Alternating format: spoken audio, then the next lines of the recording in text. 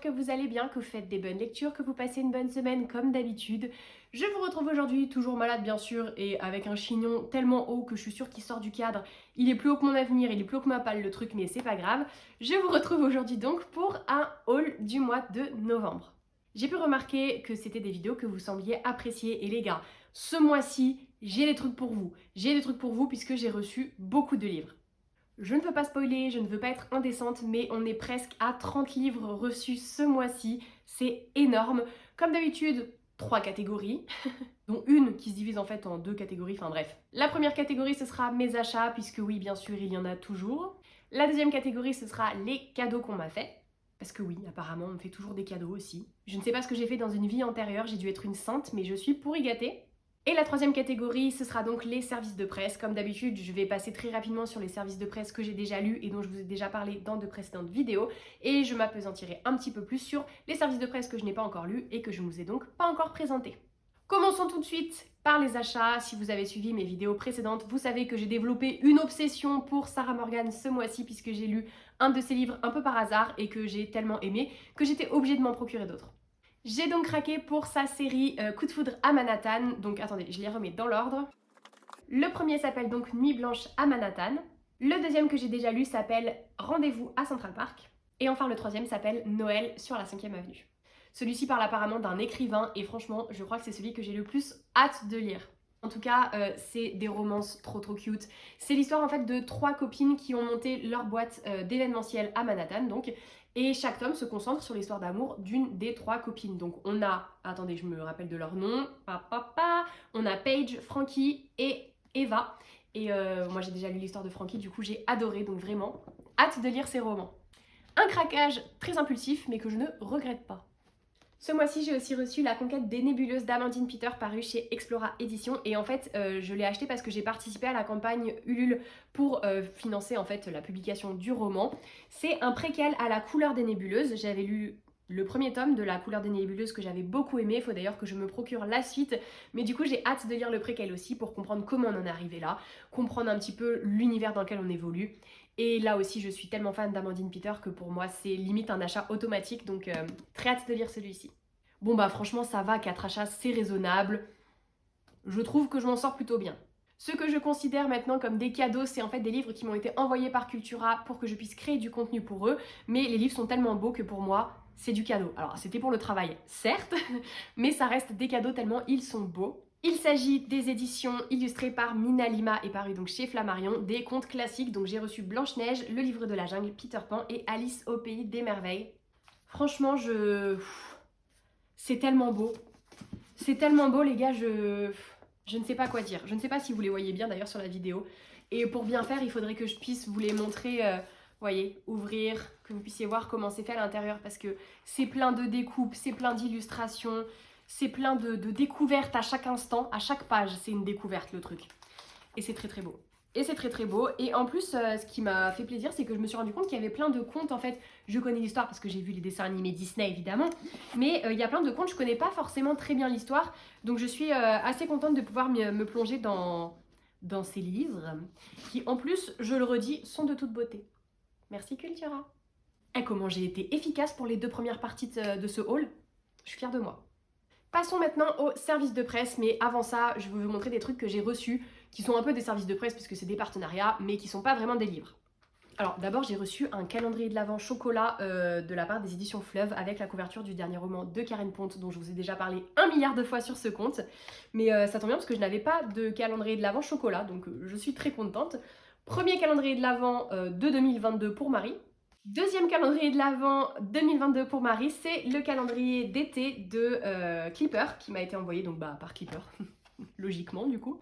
J'ai déjà testé celui de l'année dernière et j'avais beaucoup aimé, donc je trouve ça cool parce que ça change un peu des chocolats, etc. Moi j'aime bien avoir plusieurs calendriers de l'Avent et j'ai hâte de commencer à ouvrir celui-ci. Vous voyez, on tire là en fait. Ah ouais, en fait je vous dis j'ai hâte de commencer à l'ouvrir, mais en fait je tourne cette vidéo fin novembre, donc forcément quand vous allez la voir on sera début décembre et je l'aurai déjà commencé. Bref, vous avez compris, la temporalité elle est un peu floue, mais un calendrier de l'Avent avec d'été. C'est plutôt cool. Et enfin, troisième calendrier de l'Avent 2022 pour Marie. Celui-ci, je l'adore, chaque année je l'attends avec impatience. C'est celui bien sûr d'Hélène Illustration. Pareil, là, quand vous verrez cette vidéo, j'aurai déjà ouvert quelques enveloppes, mais en fait, vous avez 24 petites enveloppes avec dedans une illustration faite par Hélène. J'aime beaucoup trop ce qu'elle fait, j'adore son style, et ce depuis des années. Cette année, le calendrier était beaucoup centré sur la mythologie, mais il y aura aussi un petit peu des illustrations de Noël, et voilà, j'ai hâte de découvrir ça. Hélène m'a aussi envoyé sa box mythologie, puisque bon voilà, vous me connaissez, elle a dit mythologie, j'ai dit go, mais direct, j'ai dit let's go. Je ne vais pas vous montrer en vidéo parce que je pense que ça ne rendrait pas très bien, mais je vais vous mettre une photo que j'ai prise de la box, et je vous invite surtout à aller voir dans la barre d'infos, puisque je mettrai le lien vers la boutique d'Hélène pour que vous puissiez voir les produits de la box, parce que moi je n'ai pas tout reçu, et surtout pour que vous puissiez vous procurer les articles de la box, parce que vous pouvez prendre la box dans son entièreté, ou que les articles qui vous intéressent. Comme d'habitude avec Hélène, c'est absolument magnifique, c'est de très bonne qualité et vraiment je suis fan, voilà, j'ai pas d'autres mots, je suis fan. Voilà donc qui clôture mes petits cadeaux, mes petits SP qui n'étaient pas des livres. Passons donc maintenant aux SP et je vais commencer comme d'habitude par les SP que j'ai déjà lus, dont je vous ai déjà parlé. Je ne blablate pas dessus pendant 4 heures, je vous les montre très rapidement. J'ai d'abord reçu et depuis lu, je vous invite à aller voir ma vidéo bilan, désolée, je radote, je sais. Des crocodiles sur le bitume de Diane Frachon. Prisonnier de Tracy Wolf, qui est donc le 4e tome de la série Assoiffé paru chez PKJ. Let's Play, le webtoon pour lequel j'ai eu un coup de cœur et j'attends la suite avec tellement d'impatience les gars, vous n'avez pas idée. Cette beauté qui m'a été envoyée par les éditions Rajo, il s'agit bien sûr de Comment le prince Cardan en est-il venu à détester les histoires. C'est magnifique, je suis en détresse. C'est vraiment sublime, je sais pas si... on peut pas gagner à tous les coups. Bref, pépite, magnifique, on adore. J'ai aussi pu découvrir grâce aux éditions Dupuis la série Zombielenium et j'ai hâte maintenant de lire la suite. Je pense que je vais pas tarder à me procurer toutes les BD. Ça va faire un trou dans le budget ça, mais c'est pas grave parce que c'était vraiment trop cool. Une petite romance de Noël qui m'a été envoyée par l'autrice. Encore une fois, toutes les infos sur le livre seront dans la barre de description. Le livre interdit de David Farr qui m'a été envoyé par les éditions Michel Lafon. Et enfin, retour à l'obsession. J'ai créé mon obsession tellement fort que les éditions ont eu pitié de moi et m'ont envoyé le dernier roman de Sarah Morgan. Pépite, pépite, voilà, c'est tout. Voilà, c'était donc les services de presse que j'ai reçus en novembre, mais dont je vous ai déjà parlé. Je le redis encore une fois et après on clôture le sujet, mais je vous en ai parlé dans mon bilan lecture. Je vous mettrai, je pense, je ne sais jamais quel côté c'est, et je ne sais jamais si j'arrive à le faire, mais bref, c'est quelque part par ici. Sinon c'est sur ma chaîne, mais tout est décrit et analysé et bien comme il faut, résumer tout ça, dans mon bilan lecture du mois de novembre. Cette fois-ci, on plonge dans l'inconnu, les services de presse que j'ai reçus en novembre, mais dont je ne vous ai encore jamais parlé. Sauf peut-être si vous me suivez sur Instagram, c'est possible que j'en ai mentionné quelques-uns, bref, c'est pas grave, on y va. J'ai d'abord reçu le serment des traqueurs de Laetitia Lajoigny qui m'a été envoyé par les éditions La Martinière. Il faut savoir que je connais un petit peu Laetitia, on a eu l'occasion d'échanger plusieurs fois. C'est une personne adorable, j'avais beaucoup aimé son premier roman. Là, elle a en plus gagné encore une fois un concours d'écriture, donc je trouve ça absolument ouf. Et elle me l'a gentiment dédicacé. Ah, je fangirl. J'ai trop hâte de le lire et ça me fait encore plus plaisir du coup de le tenir dans mes mains, sachant que c'est celui d'une amie. Franchement, encore une fois, bravo Laetitia, et il est trop beau et il a l'air trop bien. Il a quand même l'air assez complexe à résumer par contre. Tu n'aides pas beaucoup Laetitia là. Déjà que je suis une catastrophe pour les résumés, mais si en plus tu nous fais un truc un peu compliqué comme ça... Vous savez quoi? Je vais même pas m'y risquer. Mais je vous conseille fortement d'aller voir de quoi ça parle. Et de toute façon, si vous ne craquez pas sur le résumé, craquez sur la couverture, craquez sur le fait que Laetitia est aussi sur Instagram. C'est l'une d'entre nous. C'est une personne passionnée par les livres comme nous. Donc franchement, foncez. Et moi, j'ai hâte de découvrir ce roman. Les éditions Gallimard m'ont envoyé le 3e tome de Magic Charlie de Audrey Alouette. J'avais adoré le premier tome, j'avais adoré le 2e tome, donc j'ai hâte de lire ce 3e tome. Voilà, c'est logique, c'est dit, j'aurais peut-être pu me passer de cette séquence-là, on perd du temps pour rien. C'est l'histoire de Charlie qui vivait une vie plutôt normale jusqu'à ce qu'il découvre que sa grand-mère était en fait une sorcière et que lui pouvait aussi être un sorcier. En gros, je vous le simplifie à l'extrême, mais c'est le Harry Potter à la française, ça se passe en Bretagne, c'est trop bien, c'est hyper original. J'ai beaucoup aimé les personnages, j'ai beaucoup aimé l'univers et j'ai beaucoup aimé l'intrigue. Du coup, j'ai hâte de retrouver tout ça dans le 3e tome, qui se trouve être un gros bébé, vraiment gros bébé. Donc, hâte de m'y plonger. On passe de sorcellerie en Bretagne à politique à la Maison Blanche. puisque les éditions Nathan, en collaboration avec les éditions Presse de la Cité, m'ont envoyé Les rêves de mon père de Barack Obama, qui est en gros sa biographie simplifiée à l'intention des enfants et des adolescents. Et c'est juste parfait, puisque moi, qui suis une adulte, je pourrais lire sa biographie, vous savez, le gros pavé là, le machin énorme, mais flemme. Flemme, alors que pourtant c'est un parcours et un homme qui m'intéresse énormément, qui me fascine et que je pense on peut apprendre des trucs très intéressants là-dedans.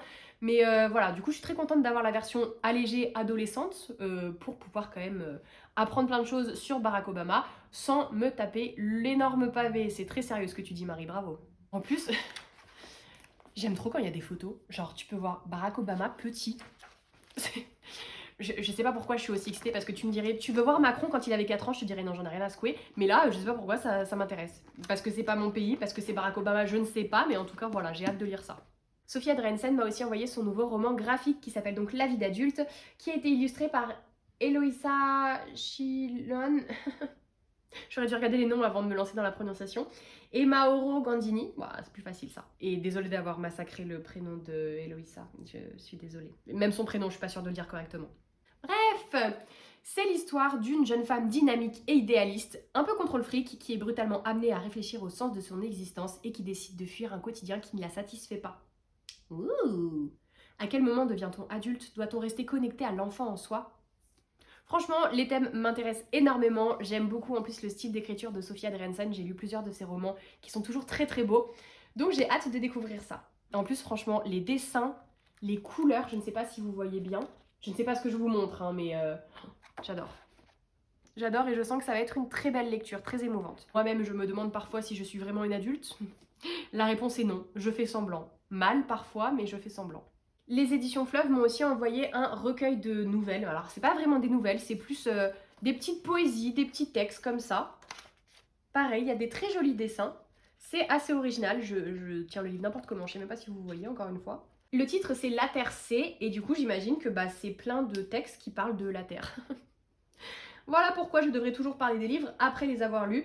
En tout cas, ceux qui ont écrit les petits textes, c'est toute une myriade d'auteurs français, dont certains sont quand même... Ah bah tiens, il y a Sophia Drensen, tiens, comme on la retrouve.